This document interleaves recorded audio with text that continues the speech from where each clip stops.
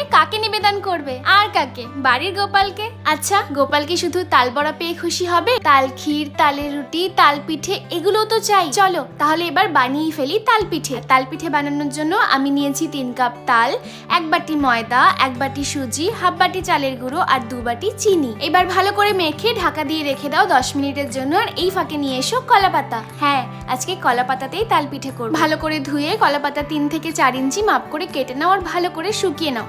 তারপরে নিয়ে নাও আমাদের যে মেখে রাখা তালটা 10 মিনিটের জন্য ঢেকে রেখেছিলাম। কলা পাতার ওপরে তাল গোলাটা পাতলা করে ছড়িয়ে দাও, আবার দেখো যেন সাইড থেকে বেরিয়ে না যায়। এবার অর্ধেক তাল গোলার ওপরে ছড়িয়ে দাও নারকেল কুড়ো, তারপরে বাকি অর্ধেকটা দিয়ে চাপা দিয়ে দাও। এবার একটা চাটু গরম করে তার উপরে দিয়ে দাও কলা পাতায় মোড়া তাল গোলাটা। এপাশ ওপাশ ভালো করে সেকে নিলেই তৈরি হয়ে যাবে আমাদের তালের পিঠে। তবে মনে রেখো, মিডিয়াম টু লো ফ্লেমে করতে হবে। খুব জোরে যদি গ্যাস জ্বলে তাহলে কিন্তু খুব তাড়াতাড়ি কলা পাতাটা পুড়ে যাবে আর তালটাও কাঁচা থেকে